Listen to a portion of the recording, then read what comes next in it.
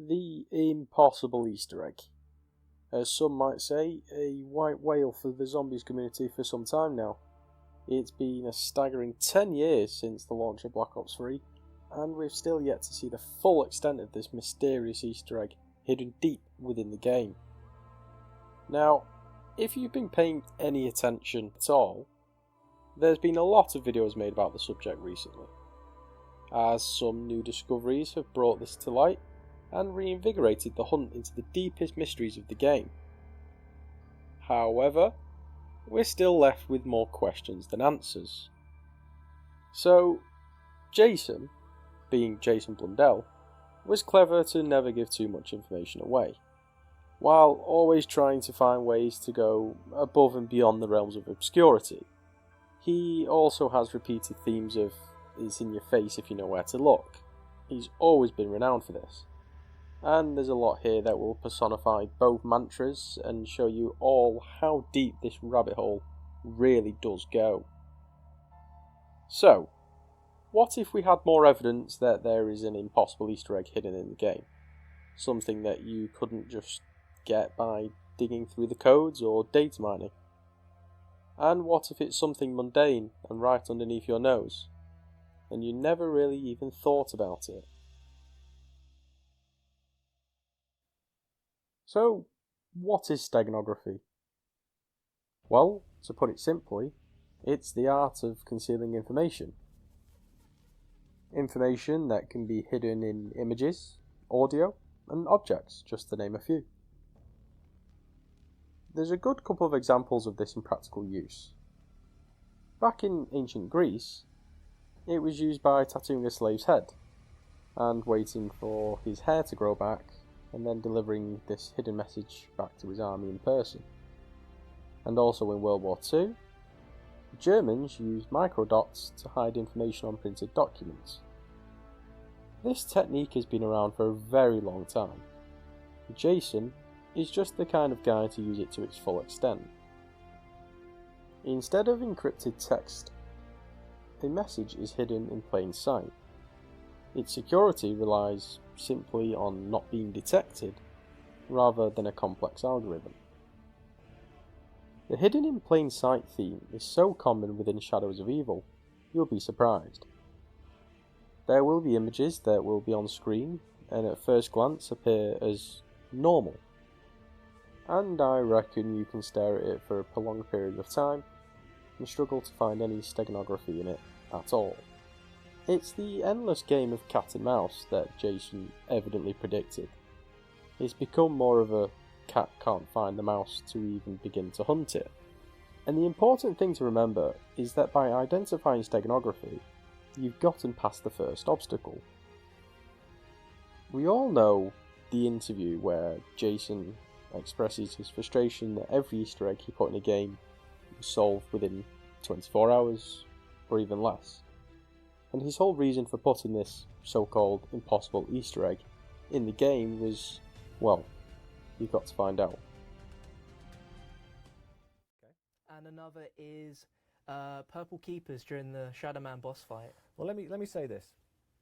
One of the assumptions I make when we talk about big Easter eggs or things that are kind of hidden and other stuff that's going on, I assume that everyone is going to take the code, take the Radiant, and take it apart. Which means anything that we could put in script, and anything I could put in with Radiant, I'm assuming you could just open it up and find it. Yep. So if you're seeing anything and it looks like it's engineered, you're probably off because you'd have already found that by now. Okay. Interesting. So basically, is that well hidden? From his first map around Mob of the Dead to even Shadows of Evil, which was just a few maps later, the difference in Easter eggs is almost staggering. So much like the generator in modern steganography, Jason has adapted dramatically, and as a result, this is where the cat and mouse game continues on. So now, the community has had to adapt and change their approach. Now you have the information relating to the premise of these findings, but before we take a look, I'll just give you a few questions that I think are important to think about.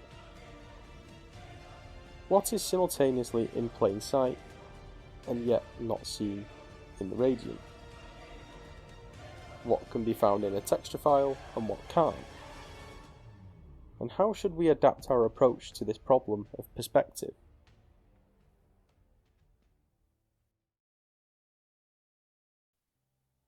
Many things have been speculated during this hunt. Theories of abstract things such as the impossible chessboard challenge, and higher dimensional equations. Ideas that have been discussed about mapping coordinates, plotting the hypercube, plotting the K in 44, and even arranging the inner 3D space to find a message.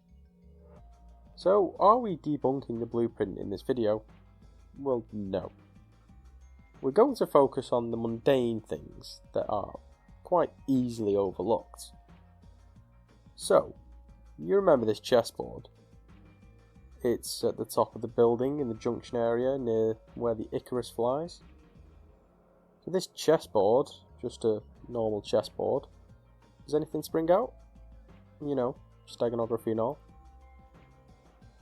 Well, check it out. This is a 6x6 grid, with lighting placed to obscure the 6th column. This appears on both of these boards from one light source.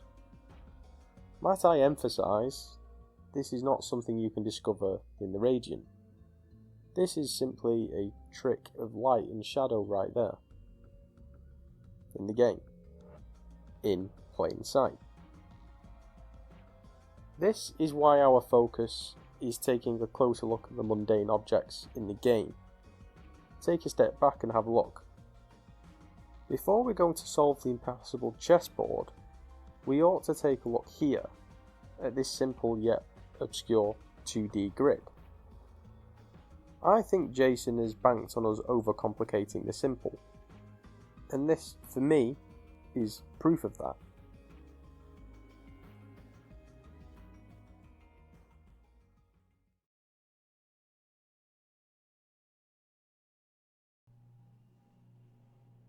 So, what about this message on the roof for the Mob of the Dead playing Icarus? 5, 6, 5, 6. Take a look at what's underneath it. The window looks normal, right? It's just got a light shining through it. Well, again, let's take a closer look, because, you know, steganography and all. Similarly to the chessboards, the squares on the window are laid out in a 6x6 grid, but this perfectly placed bit of light right behind the window is angled to cast a 5x6 shadow. The 6th column is obscured. Aside from the 5-6 on the roof, where have you seen this before?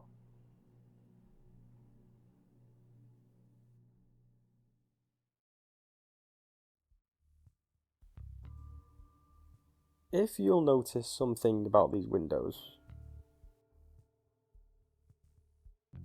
they have 3 different states to them. They have a near, a middle, and a far. And by states, I mean the configuration of the glass panes in these windows changes depending on the view distance.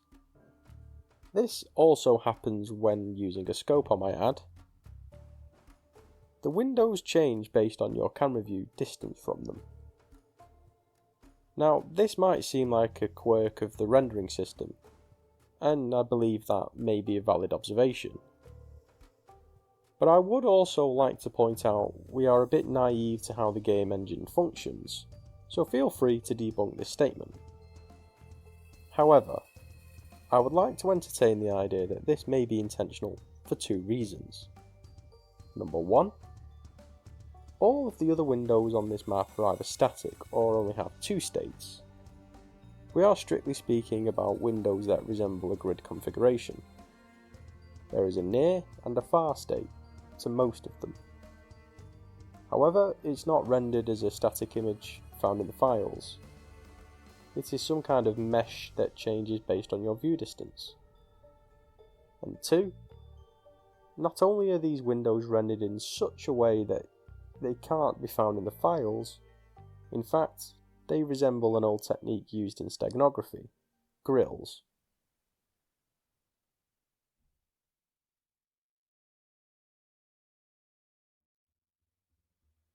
Some have written this off as a mere Easter egg, but I think there's more to read into than initially thought. Now, if you don't already know, in the laundry, right outside the spawn area, there is a ticket placed on a shirt. If you throw a grenade right on top of the ticket, it'll appear right in front of you on a box, where you can pick it up for 500 points. In the files, this one ticket is named ZM_Cypher_Sal_DeLuca, while the rest are just tickets.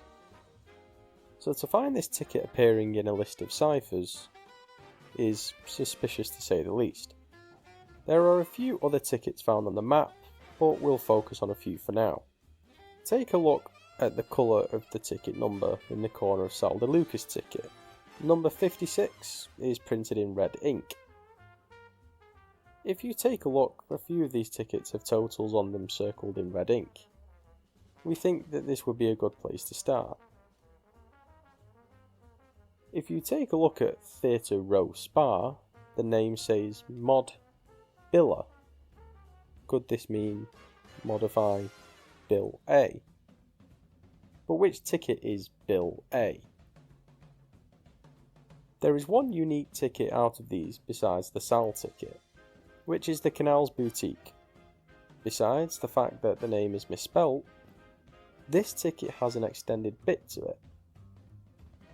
On the same day, Nero's wife racked up over $23,000 in debt on this one bill alone, and we wonder why he killed her? But I digress. This is by far the largest number of any of these tickets, and both of these numbers are circled, but we still have yet to figure out what this means or how to solve it. But this brings us on to our next big clue.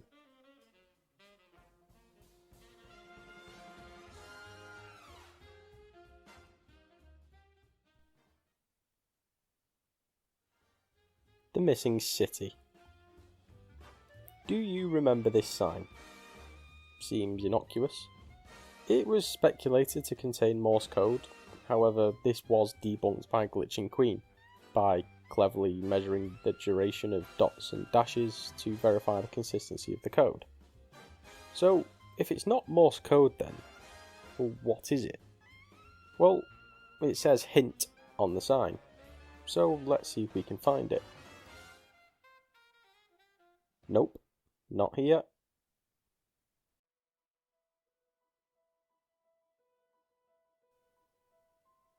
Not here either. Ah, found it. The missing city. Now, the word city is missing from this bus, but that I looks out of place. I want you to ask yourself, why is the font consistent throughout every other piece of text on these buses, except for this I that was randomly scaled down? Well, that's because of this. On the opposite side of these buses are these little eyes, as alluded to by the out of place looking eye on bus A, but they're hiding something else. This, to me, looks like a pictogram of a door with a window above it. You can even see the doorknob. What better way to illustrate the symbol of a window without a grid? I would like to call your attention to the window part, however. Notice the texture. This is actually rendered in game in a similar way to the other anomalies. This shadowed portion of the square changes when you move around. It even glitches out, but only precisely on this half of the square. Well, so what, right? It's just another random glitchy texture. Well, yes, you could argue this, but it's hard to argue with these direct confirmations.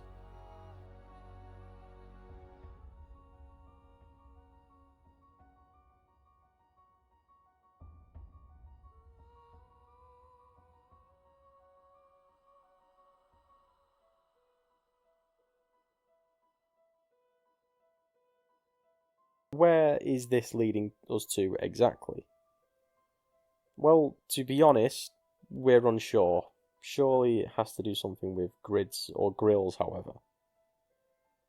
So take a look at these. This is on Derisendrack in Samantha's room, next to where the KN-44 warbie is pointing.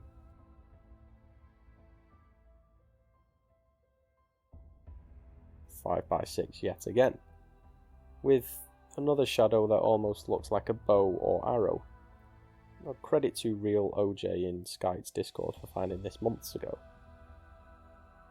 There is also a 5 by 6 grid behind this window on Gorod Crovey, with one of the power arrows pointing to a similar location on the grid.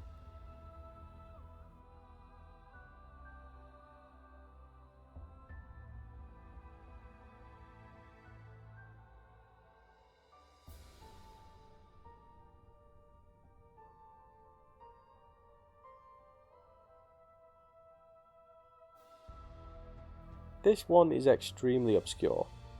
On Revelations, note that the lightning bolt on the left never actually arcs to the pillar it is intended to. It always hits this grate, where if you remove the top row, is laid out as yet another 5 by 6 grid. A similar coordinate as the other two grids, I might add.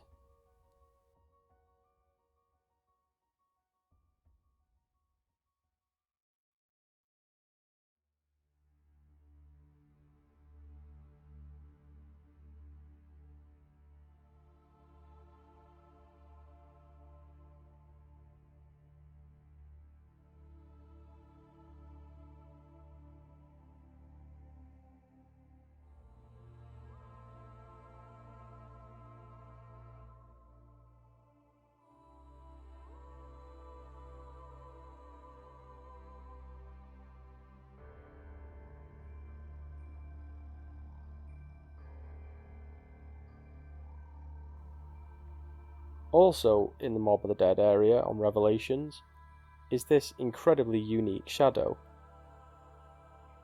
The light source is placed directly behind the barricade, with nothing in between but barbed wire and boards. What is this? Another glitch? Or another pictogram?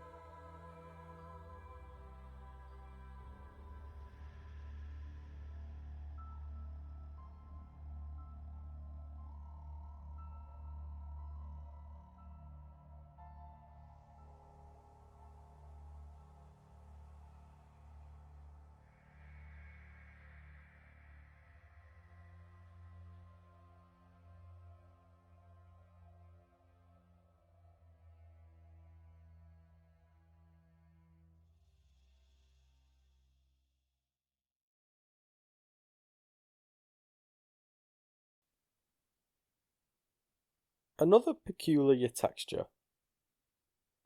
Both of these signs have a concentric nature to them, but the real curious thing happens when you zoom out. Another trick of the rendering system? Optimizations maybe. But why do they incrementally load separate rings in a circle, such as the Pack-a-Punch and Summoning Circle?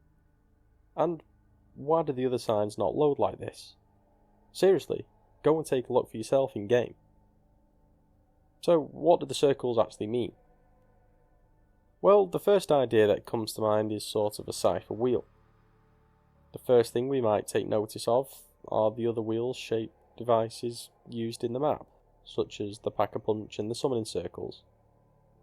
We will assume that this is a hint towards that due to the visual representation of wheels. So what else do we notice then? Well, on the Holly's cream cake sign, there is a 9 shaped apostrophe that is very much out of place. It's definitely part of the punctuation in the font, but for now we'll just focus on the number 9 since it's out of place. If these circles are intended to draw you towards the various circles on the map, then you might notice that the circles have an encrypted language. What if Jason used his own language to encode a cipher? The 9 could potentially indicate to us that we are meant to interpret the Apophthegm or Keeper language as base 9. This idea could tie into some other theories, as this has been discussed by some of the members in Sky's Discord. Now, since we've focused on textural anomalies, we'll finish this segment with the last few that we can find. First, and most obviously, the flashing letters on the signs. Each of these signs have a unique trait aside from flashing. A handful of them have some letters that are out of sync with the rest of the sign. An emulation of real-life neon signs, you say? Well, perhaps. But Jason knows this too. Mundane. Not in the files, and ripe for obscurity. That's where the hint comes from, if you remember from earlier. So, if we have a look at the individual letters on these signs, they amount to something greater. Whether we have to organise them based on locations in the map, or through some other means, who knows. The thing I would like to draw your attention to, though, is in the junction area.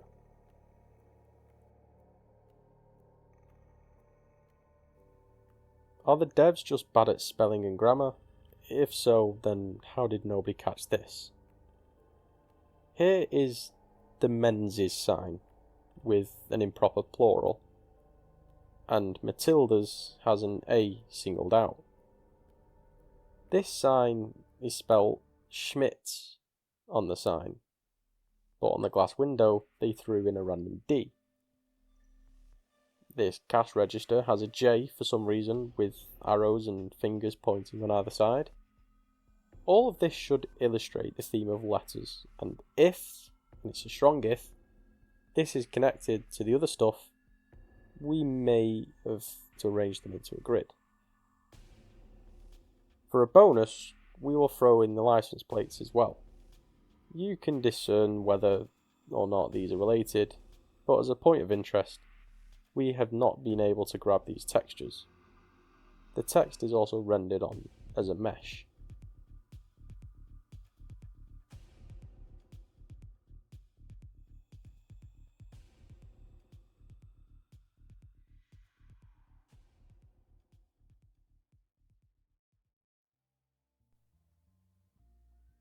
So we know about the difficult rev ciphers. And we know that Jason has said it himself, that if you combine a classic technique that nobody's ever heard of with a modern technique, that cipher will remain unsolved for years. And yes, I am paraphrasing, but there is definitely a lot hidden in the game. And whether we'll see it solved anytime soon is a matter of the community's effort to explore deep and obscure paths. With what we've covered today, it does seem highly likely that Jason has used some steganography techniques on top of the well-known cryptography in the game. And for me, this is likely what the impossible Easter egg really is composed of, considering his statement that it can't be data mined directly. Now, maintaining perspective and entertaining new ideas before accepting them as truth is key to weathering all the information present in the game. I encourage you to go into your favourite map and just have a look around, as you never really know what you'll discover in the mundane and so familiar.